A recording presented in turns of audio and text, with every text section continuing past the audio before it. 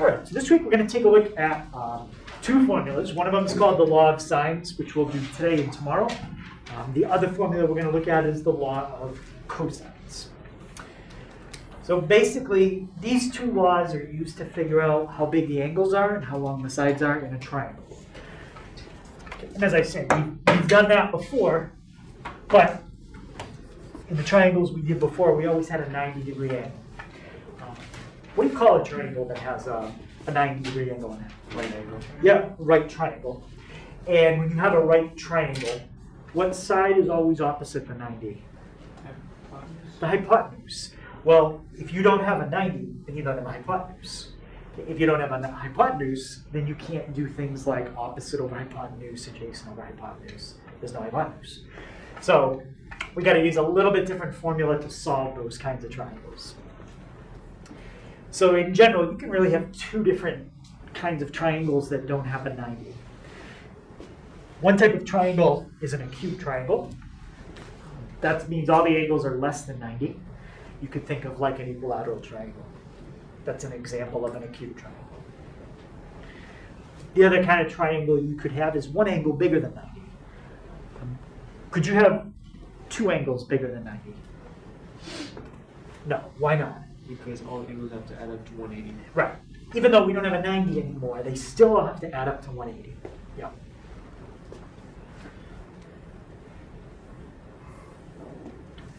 So we're going to look at the diagram that we're going to use for solving these kinds of triangles that don't have a 90. And we're going to label it kind of like we did before. Does anyone remember when we had to label sides, what did we use for variables for the sides in a triangle? ABC? ABC, yep. And then what kind of letters did we always use for angles? Greek letters. Greek letters. Does anyone remember the name of the one across from A? Yeah? Beta? Beta is across from B. So beta goes with B. Alpha goes with A. And what about the side, what about the angle across from C? That was always how much? Theta. How much? Theta. No, it was a certain number. 90? Yeah, when we dealt with right triangles, the angle across from C was always a 90. Well, now it's not a 90, so we got to give it a name. So we still use A, B, and C. A across from alpha, B across from beta. But that's our new letter, Greek letter, to represent the angle across from C, which isn't necessarily 90. Does anybody know what you call that Greek letter? Yeah. Is it kappa? No, it's not kappa. That is another Greek letter, though. Charlie. What is it? Charlie. Charlie? Not sure that's a Greek letter. Might be like, I'm saying we're just going off that. It was weak, yes. it's gamma. G-A-M-M-A. That was my second. So gamma is the angle that's across from C. That actually was.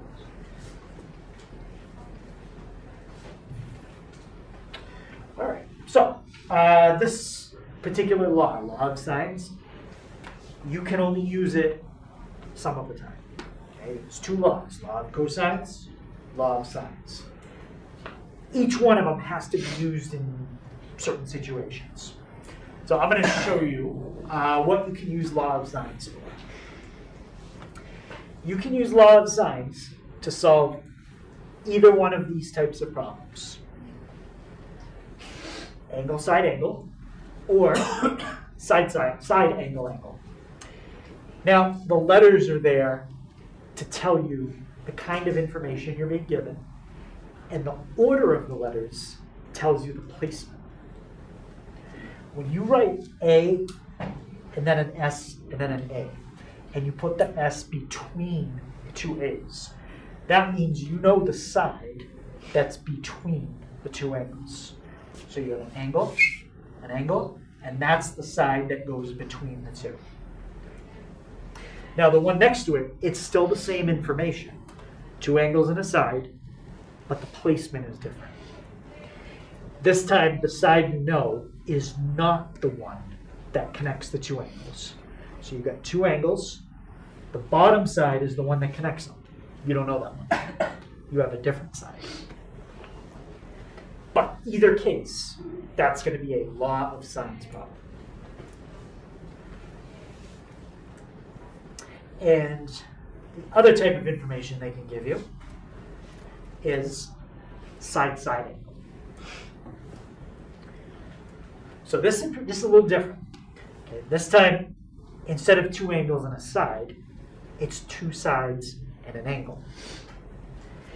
And notice the placement of the angle. It's not between the two sides. If the angle was between the two sides, that would be the one in the upper right. If that's the angle that I give you, the one in the upper right, you can't solve that with law of sines. So the two types of triangles that you can't do with this law are side angle side and side side side. Those are the only other two you could have. Okay, and it's not that you can't do them at all. You can, but you need law of cosines instead of law of sines.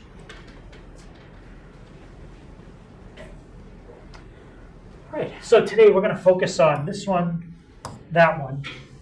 We're going to start the last one, but we won't finish it today, and then we'll finish it tomorrow.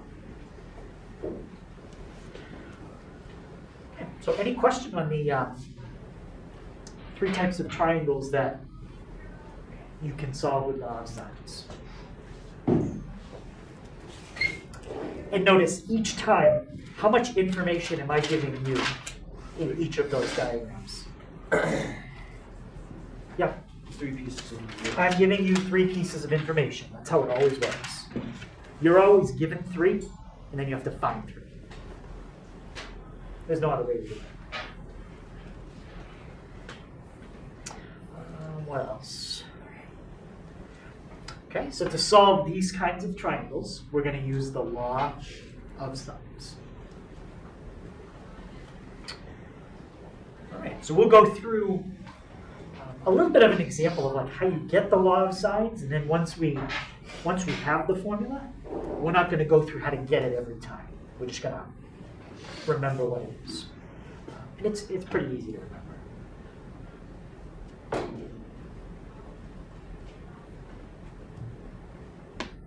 All right, so let's look at this diagram. Not a super complicated diagram. I've just drawn a triangle.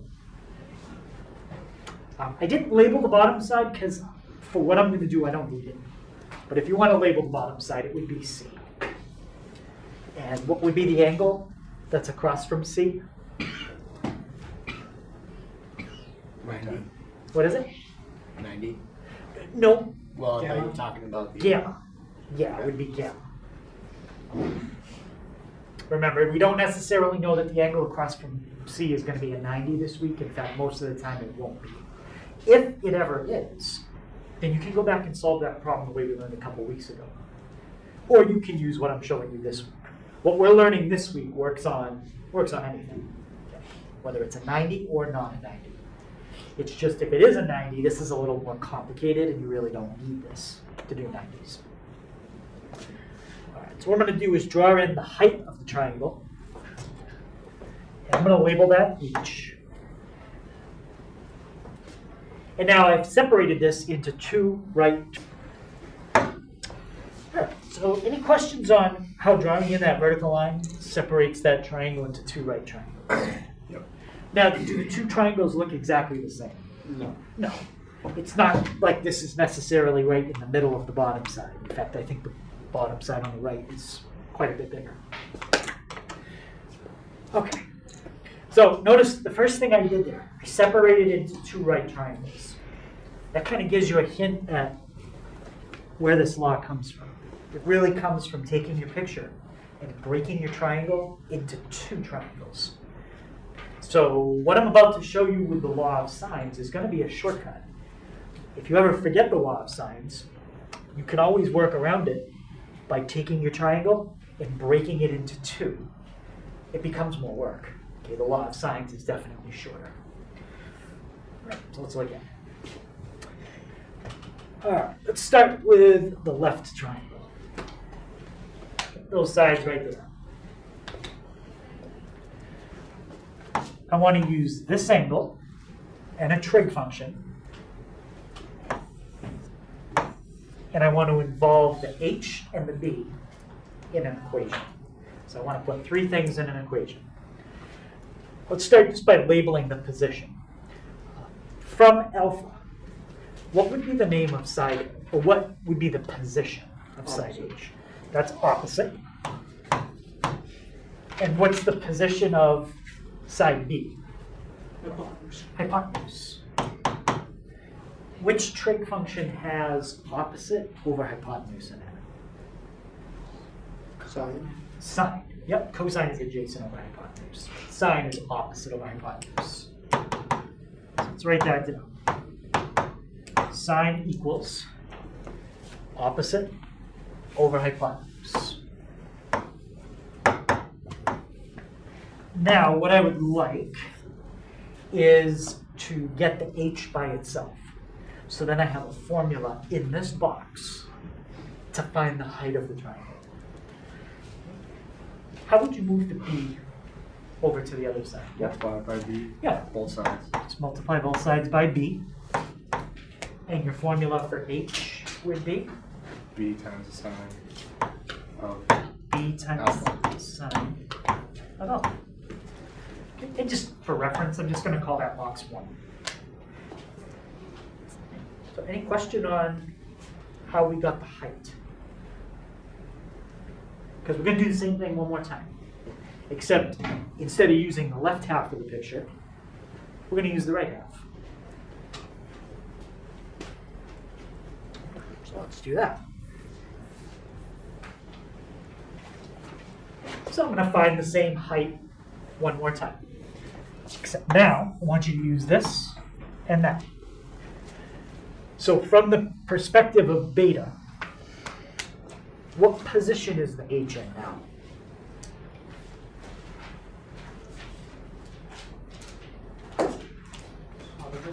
Yep, so it's still opposite. And what position is side A? Hypotenuse. So it's opposite and hypotenuse again. So what trig function are we going to use again? Use sine again. So we're going to do the sine of beta. Okay. Sine of beta equals, and what's going to go on the other side? H over A. H over A. I want to do the same thing I did last time. I want to get a formula for the height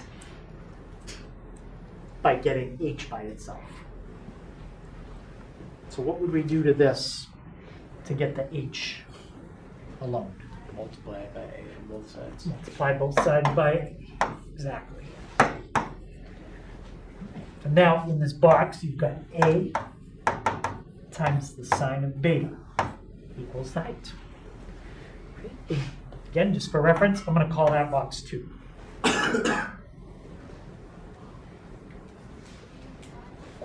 Any question how we found the height using the information on the right side? All right, now let's look at the whole thing. Box 1 calculates the height. Box 2 calculates the height.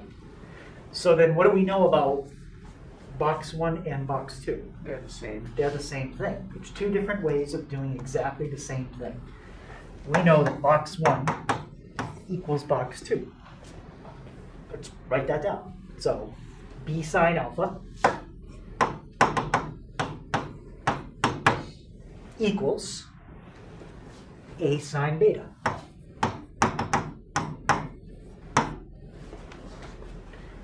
Box 1 and box 2 have to be equal to each other because they're both finding the height. Now, the last thing we have to do to make that look a little more like the law of sines is they usually put the A over on the side with alpha, and they put the B over on the side with beta. How could we move this A to be over on the left?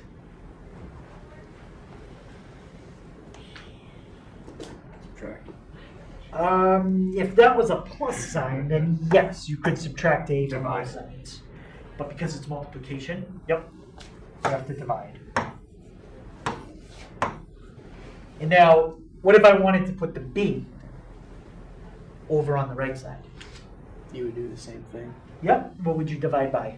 B. Yep, divide by b. Divide by b. B in the top, b in the bottom. A in the top, A in the bottom. So now look what you are left with. You are left with sine of alpha over A equals sine beta over B. And that's the first two fractions in the law of sines. Sine of alpha over A equals sine beta over B. Now there is one more fraction. We didn't prove the last one. But looking at the pattern of the first two, does anybody think they know what the last fraction is?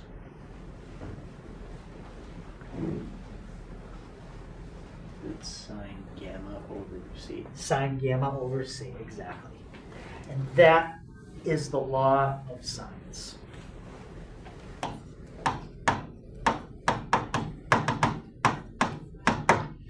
So the law of sines has three fractions to it.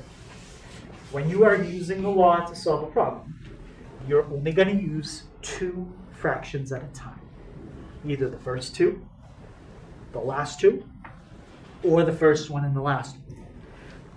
Since they're all equal to each other, you can pick any two you want and use them. Now, when you set up something, so you have a fraction, equal, and another fraction. Does anybody remember what you call something that looks like that? Fraction on one side and a fraction on the other begins with a P.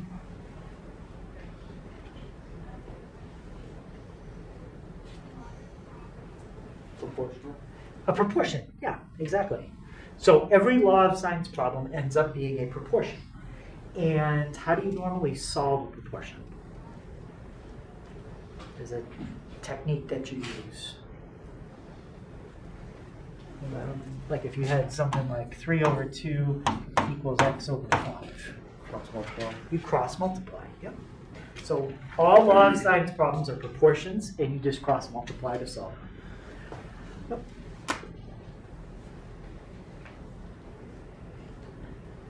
That's pretty much it. That's the law of sines. Any question on what the formula is?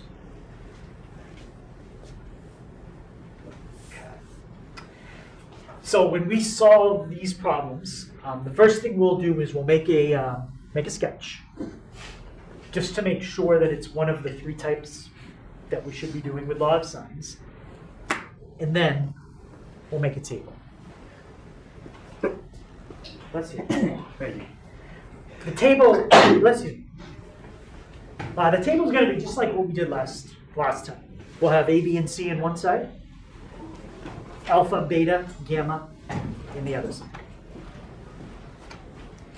And remember that when you're adding up all your angles, what do they all have to add up to? 180. Yep. So that is still true. Does anybody know when the angles in a triangle don't add up to 180?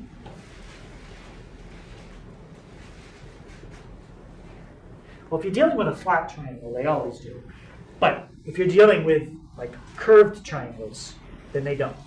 So what would be a curved triangle? Like if you connected the North Pole, Boston, London. That's a triangle. But it's not on a flat surface, it's on a curved surface. So that's a little different.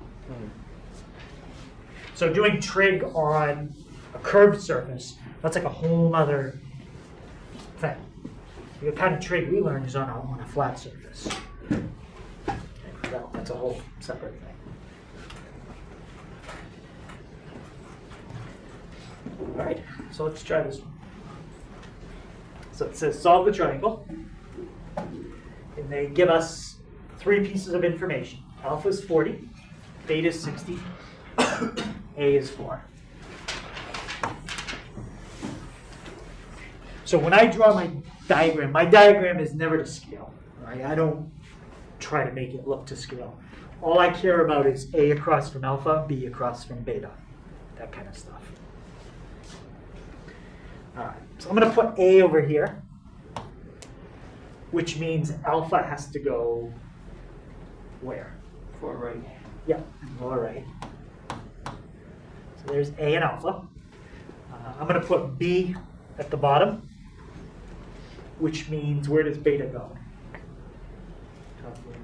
Yep, it's going to go all the way up on the top. And all I have left is C, which, do I know C? No. No. And gamma. Do I know gamma? It's across from C. Yeah, we know it's across from C, But you don't know the value. but we don't know the value wasn't given to us. So it's one of the things we have to find. So I put boxes around everything we have to find. Now, there's one thing we can find here right away without even worrying about law of science. Using a fact I told you about triangles earlier. Yep. All the angles add up to 180. Yep. All the angles add up to 180. And how much have we used up so far? 100. We've used up 100. So that means the other angle has to be 80. 80. Right. So there's the first angle. Okay, we got gamma is 80. All right, let's write down what kind of triangle this is based on the information that was given. So using the three letters, like A and S, what kind of triangle is this one? Twos. Using the three letters. S8.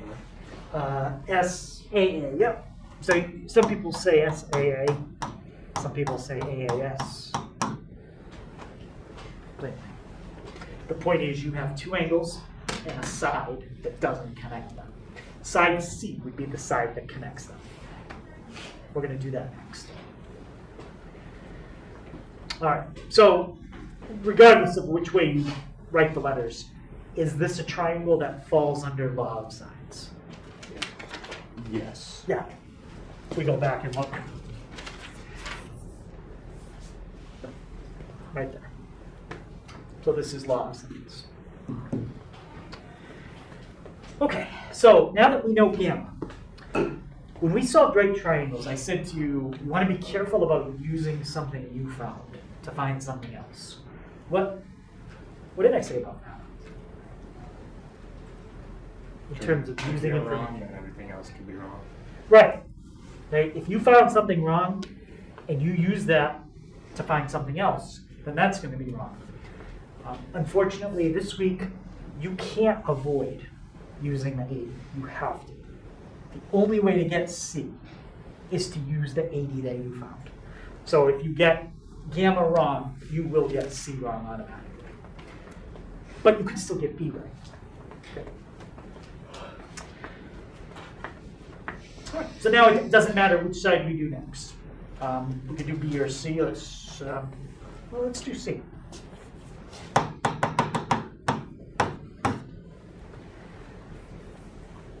So to find C, first thing we want to do is look at the row that has C in it, and then look up that part of the formula. So C and gamma. So let's go back to the formula. And we're going to start with this part. Sine of gamma over C. Okay? And fill in everything you can. The only thing I can fill in there is 80. That's all I know. All right, so you're going to do this. Sine of gamma over C. Now, you already have a variable there. You can't put any other variables on the other side. So you have to now pick a row in the table that has everything in it. Which row has everything in it? A. Yeah, row A. If you write your information out in a table, and there's a row with everything in it, that automatically means it's law of science. even without making a picture. A full row is always log of sines. All right, so now, look at row A. We're going to go back to the other page and find the part of the formula that has an A and an alpha. So we're going to use that part. Sine of alpha over A. In this case, sine of 40 over 4.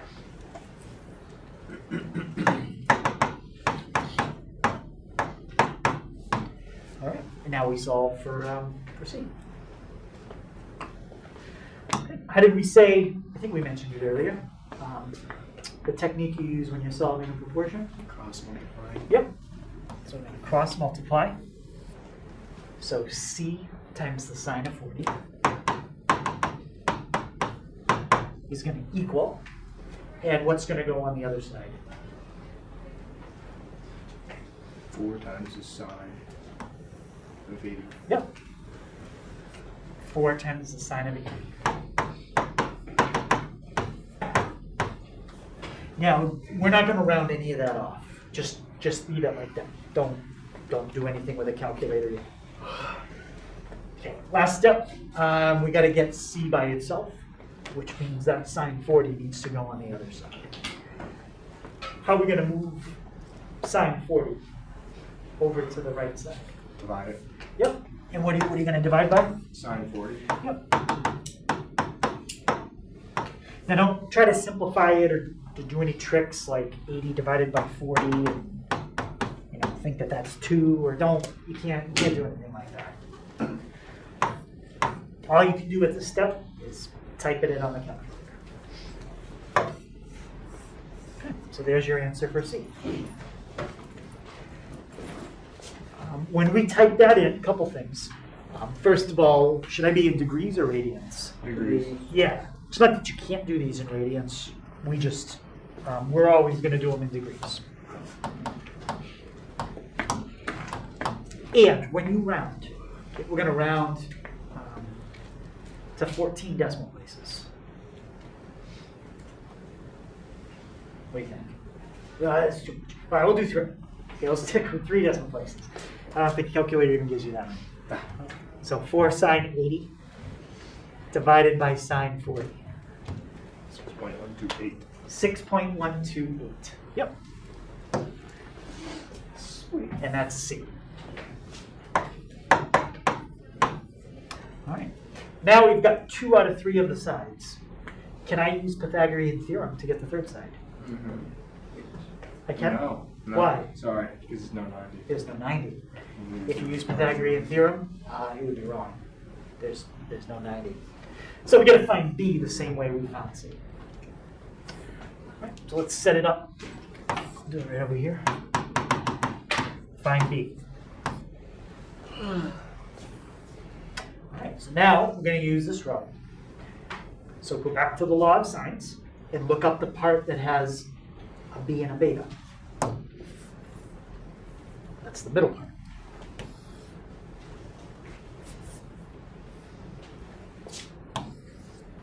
So you're going to do sine of beta over B and fill in what you can. Sine 60. But we don't know B. It's doing that a lot now. I don't know why. It's not good.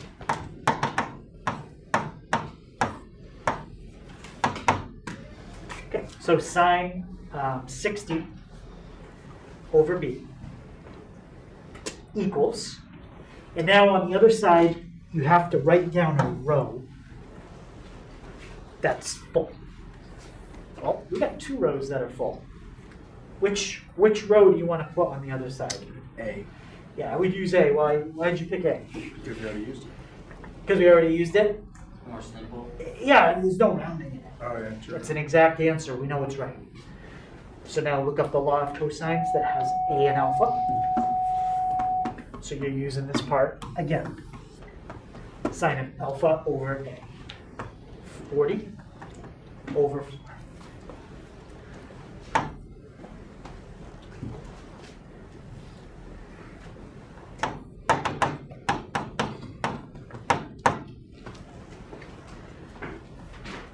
Okay, so we got that. And the technique is cross multiply. Now, what I usually do at this step, I do all cross multiplying at once. It's going to be 4 sine 60 divided by sine 40. That's how you can do it all in one step. Multiply the two numbers that are on the diagonal and divide by the one that's on the diagonal with the letter.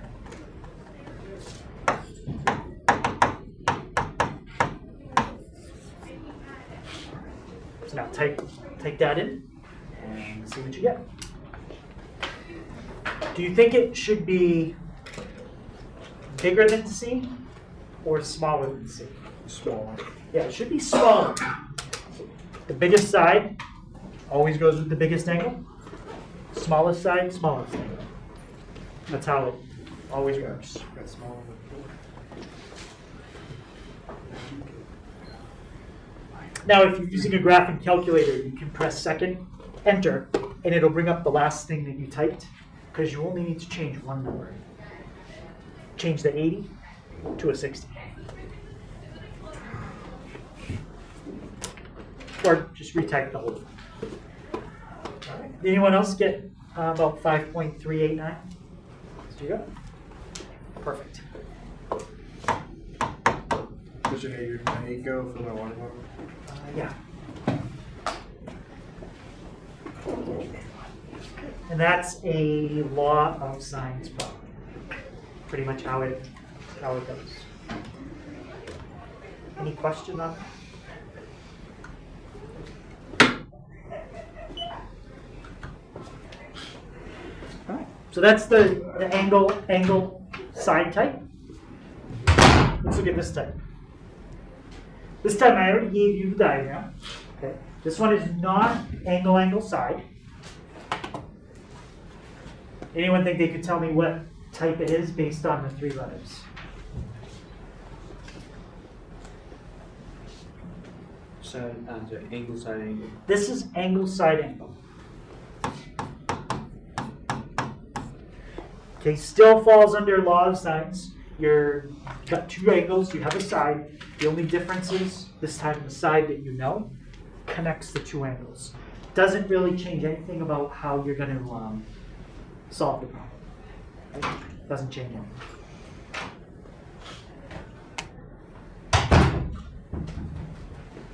Okay, so I made a table. Put the 3 sides in one column, put the 3 angles in the other column.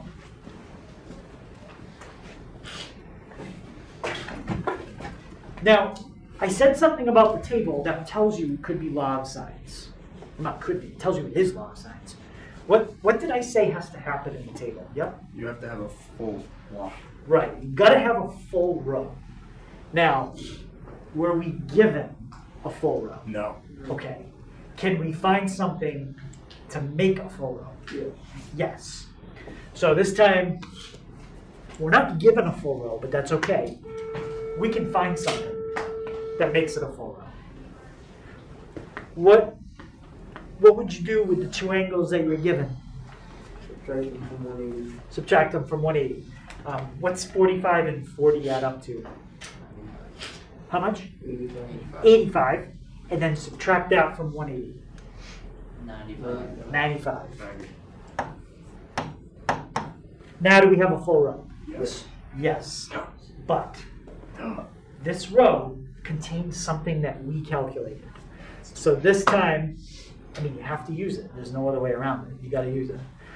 But if you find this angle wrong, everything's wrong this time. Okay, so we got to be very careful that we get that angle right. And they usually give you nice numbers for like the stuff that you're working with. The stuff that you find always comes out messy. You never get nice. Usually you don't get a nice answer. All right.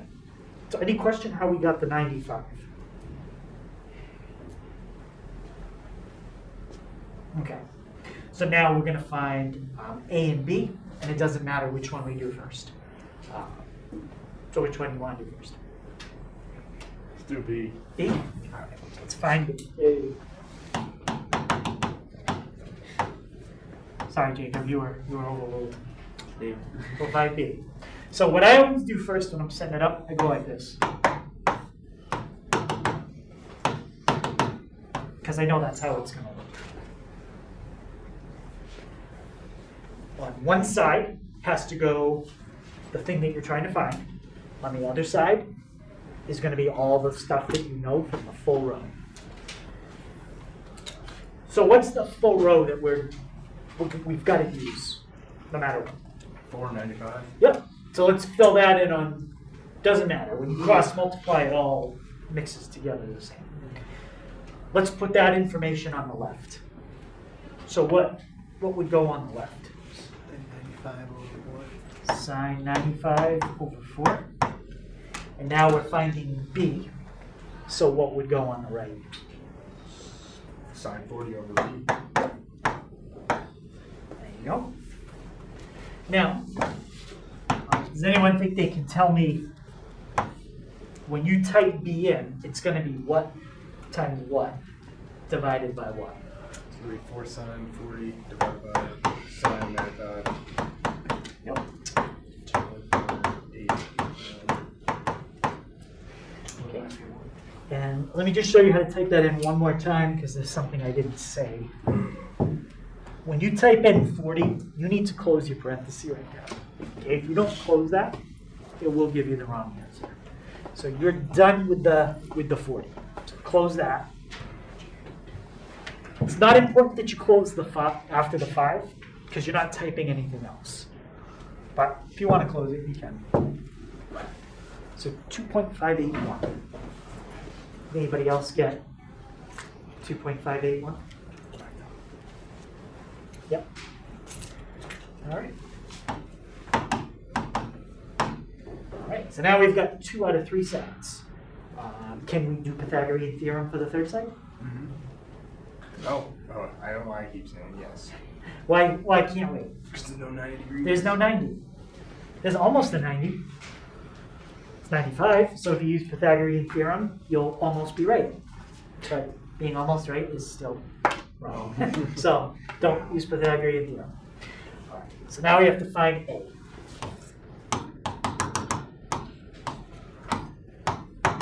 So sine. Okay, so start with a row that has everything in it. You have 2 choices now. Which one do we want to use? Let's go use C. Yeah, how come? Because it's even numbers. Yeah, it's nice numbers without any decimals. So when you set it up to find A, the left side looks exactly the same.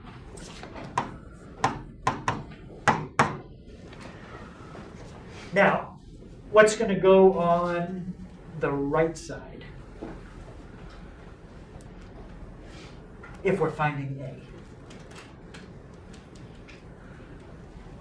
Sine 45 over A. Yep, sine 45 over A.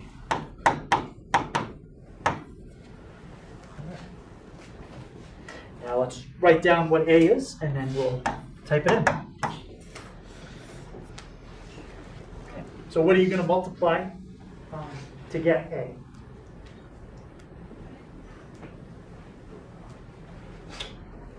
It's going to be 4 times the sine of 45 4 sine 45, yep. over sine 95. Over sine 95. What do we know about the size of side A compared to B and C? Before we even type anything in. How is A going to compare to B and C? A is going to be smaller than B and C. It's not going to be smaller than both of them. It's going to be bigger than B, smaller than C. It's going to be smaller than C, but it's going to be bigger than B, right? Because remember, the smallest side always goes with the smallest angle, biggest side with the biggest angle. So that's going to be the middle side. So we got 4 sine 45 divided by sine 95. Okay, that's the correct answer, 2.839.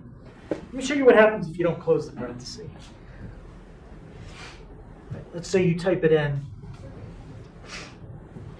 and you don't close that parenthesis after the 5. You're not going to get the right answer. Well, we're lucky in that case. It actually came out close. It didn't come out the same. I think it came out close because of the numbers we used. Sine 95 is almost 1. Almost. That's part of the reason why it came out so close. But the correct answer is 2.839.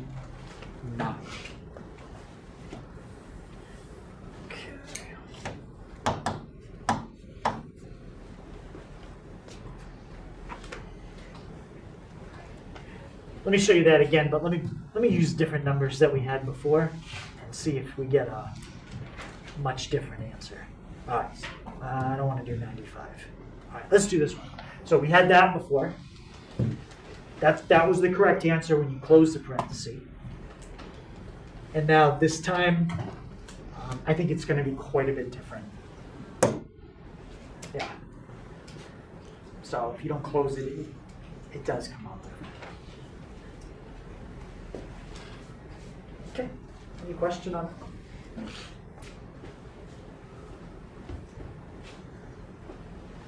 All right, so the last type we're going to look at is this one.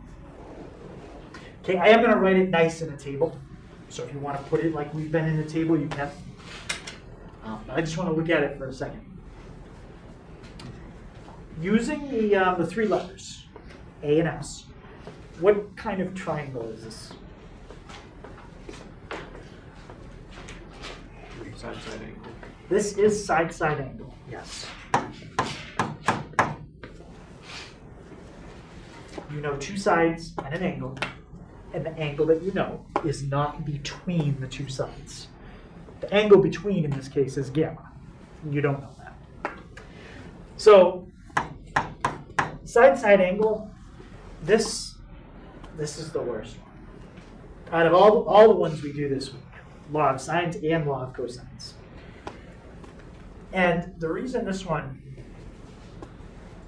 is the case that we don't like to work with is because when you start solving this, one of 3 things can happen. It can end up being a normal problem, like we've been doing, and you get one solution. Okay? And when I say one solution, I mean one solution here, one solution here, one solution there. Okay? You get 3 things. Or you can start solving this, and you end up getting 2 solutions. Not 2 solutions for the information that was given. The information the book gives you, that's done.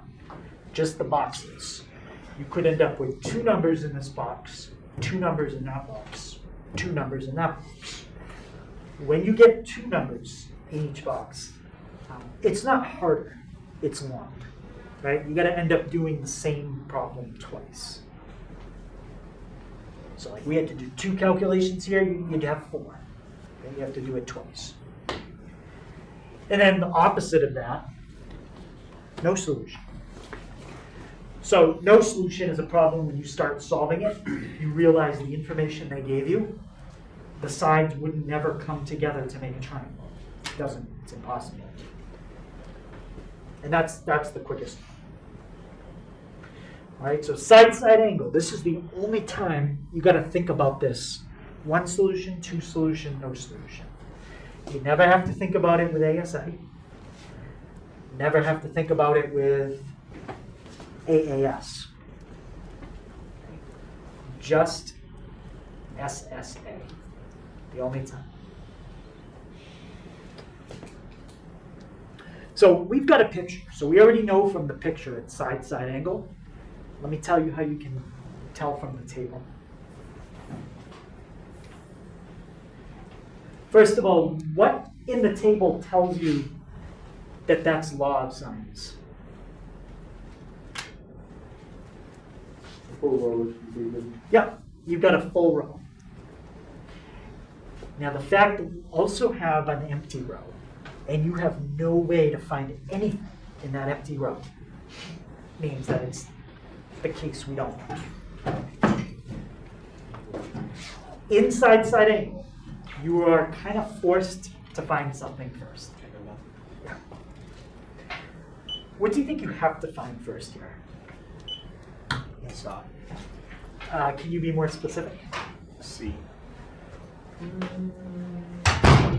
Well, You'd have to find beta to get the angle for Yeah. gamma.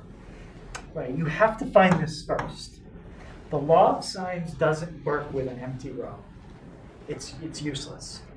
Okay, if you try to fill this row into the law of sines, you're going to not know that, and you're not going to know that. You're going to have two things you don't know. So when you pick your rows for law of sines, pick a full row and pick a partial row. That's the only way you can do it. Full row, partial row. And then we hope later on that this empty row becomes a partial row. Then we can work with it. All right, so let's find beta. Set up your law of sines. Okay, let's pick a row that has everything in it. Which row has everything in it? Row, yep, A and alpha.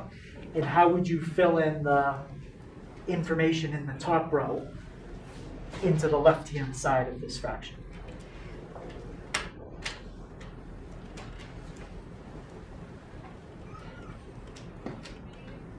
Do you know, Brady? No? Anyone help them out? Yeah. Which ones? We're going to fill in row A on the left side of that. Sine 40 over 3. Yes. Sine 40 over 3. And now we're finding beta. So what has to go on the other side?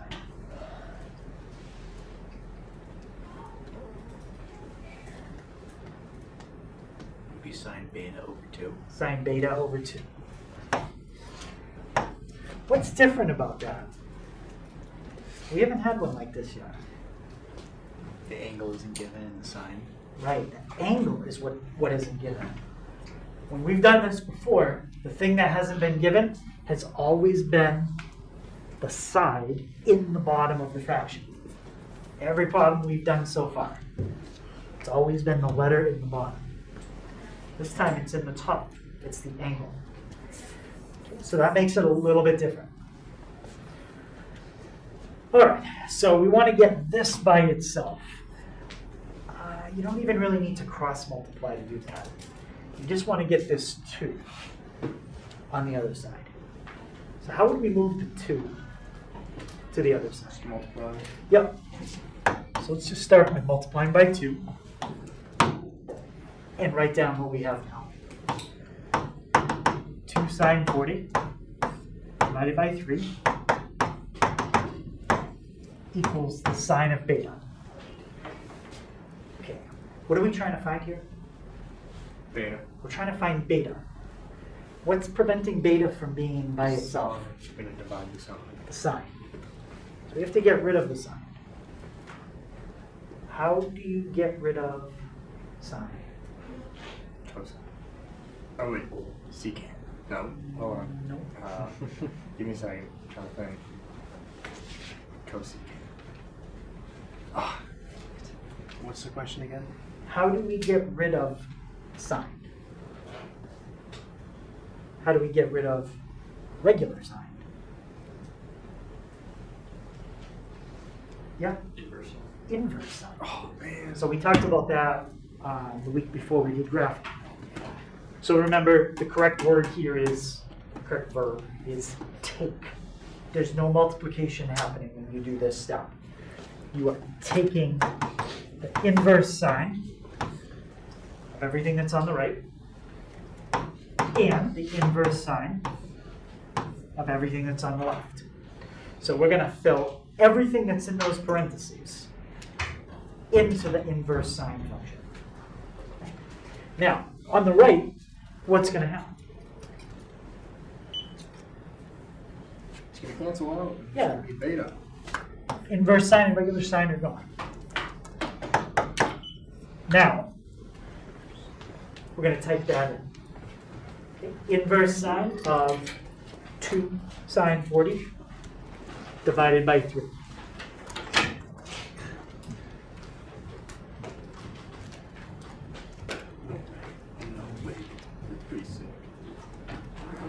You do have to type it in the right way. So inverse sine of 2 sine 40 over 3. I didn't put my ending parenthesis. It wouldn't have made a difference, but you should. We'll see you different. Is there any question on how I type that in? Nope. Don't try to do a shortcut and cancel. You can't. You just got to type it in exactly the way it's written. The whole thing. Now, when you hit enter, one of two things is going to happen. You're either going to get an answer or you're not. If you don't, and it says error, and you typed everything in the right way, that means this is a no solution problem. So you press enter. We did not get an error. That means this problem has a solution. At least one. Okay, 25.374. Now, what I usually do is I write that number a little bit higher in the box. Just in case there's a second one, I'll put it down below. Now I need to show you how we check for the second answer. So I'll write that step down now. To check if there is a second answer. It's a very easy calculation. You're going to take the answer that you just got. It could be beta, it could be alpha, it could be gamma. It depends on what you did in the problem first. Okay, we solved for beta. So take whatever answer you got and subtract it from 180. Let's do that first. Let's take the answer we just got and subtract it from 180.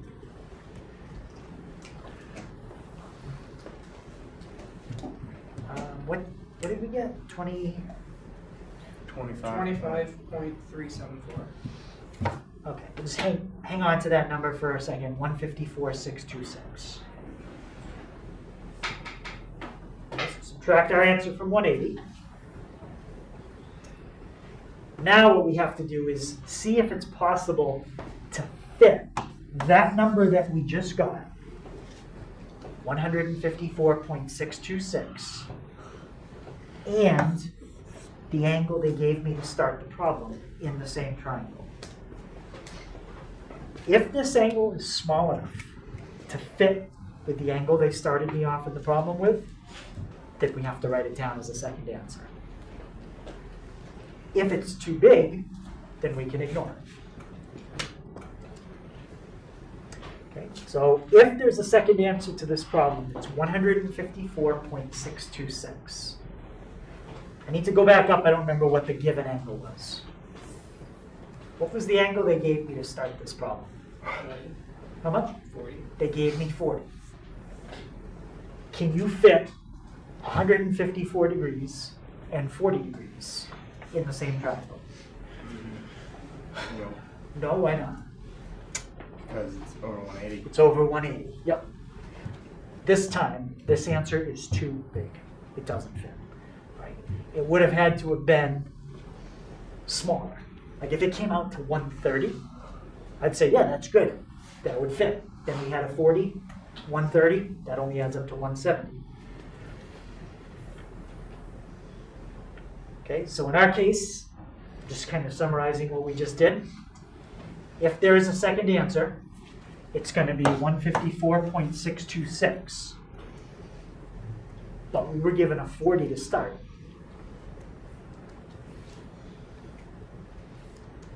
If you add 40, which was given, plus the 154.626, it's greater than 180, which means it's too big.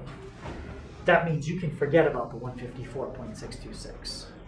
You don't need it. It doesn't work. And that means this problem is only going to have one solution. the second solution doesn't work. We will do one where the second solution works. That'll be tomorrow. Okay. So the other answer was too big. Now, do you have to do that for every single one for side-side angle? Every side-side angle. Yep. Just side-side angle. Nice. So there's 5 cases we're going to learn. This is the only one out of the 5 you have to do that for. I mean, as you start to do these, sometimes you get better at them and you can kind of recognize. There's like tricks you can kind of do in your head a little bit to tell if it's going to have a second answer. You start to get faster at it. So, first of all, is there any question how I got 154.626? And then secondly, how I figured out it doesn't work.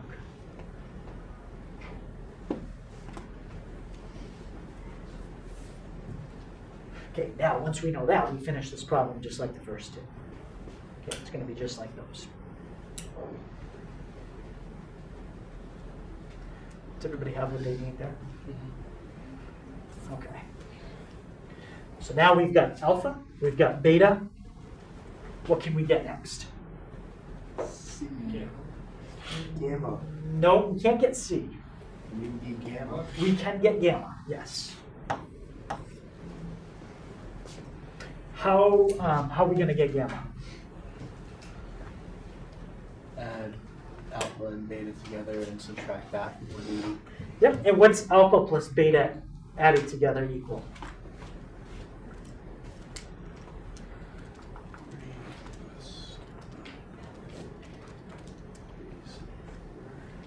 You can just add the 40 and the 25 together. Yeah, 65 point. 65.37. And then just put the decimal on. So 65.374.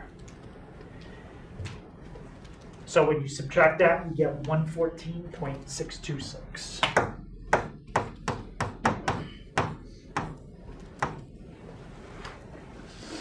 Now, do I have any empty rows anymore? No. No. So since we now have a partial row, now we can find C. We can find C. So I'll do that off to the side. Find C. Alright. So let's start with a row that had everything in it. Which row do you guys want to use? Row A. Yep, I would use row A. Fill that in on the left side. So sine 40 over 3. So sine 40 over 3. And Alex, can you tell me what would go on the right side?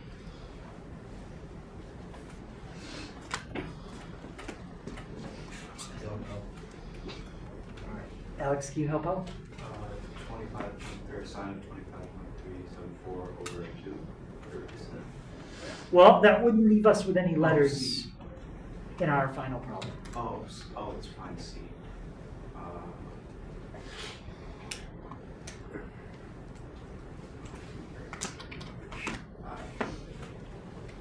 Yeah. Just C. What? Can you tell me the whole thing? Sine of. Sine of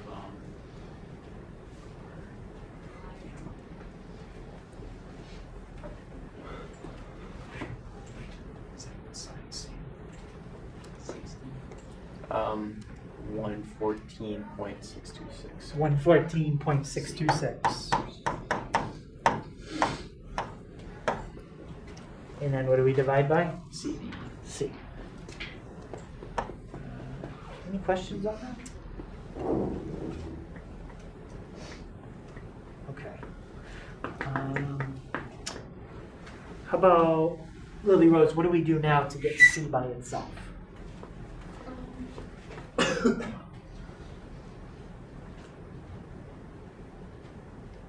by some.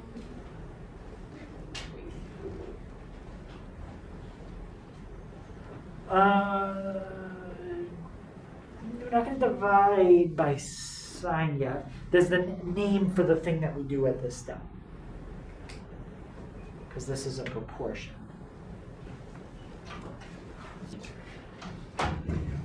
So do you remember what we do to get C by itself? Begins with a C.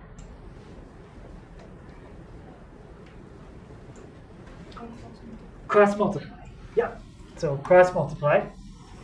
And you have C sine 40 equals 3 sine 114.626. 626.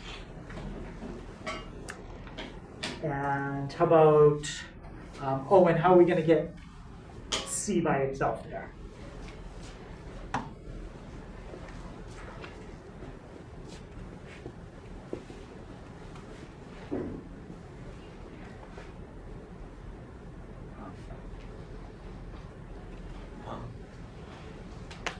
How do we finish that up? Guys are making me worried. I'm getting nervous. If I'm being confusing explaining it, let me know, but I tried to do the best I could. Yep. You divide sine by 40. Well, so you divide sine 40 from both sides. Divide sine 40 on both sides. So then you get C equals 3 sine 114.626 over sine 40. Plug that into the calculator. Yeah. You get 4.243. And you already typed it in? Yeah. And what do you get? 4 point what? 4.243. 4.243. Okay.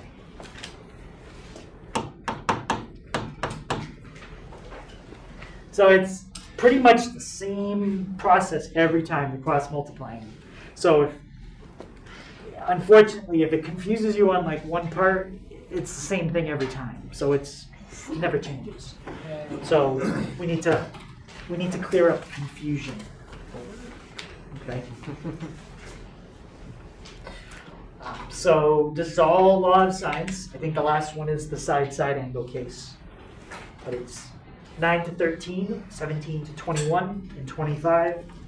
And that's just the odds. Okay, so we're going to do a little bit more with law of sines tomorrow, but then that's it on law of sines. We're going to move on to law of cosines on Wednesday, and then review day on Thursday.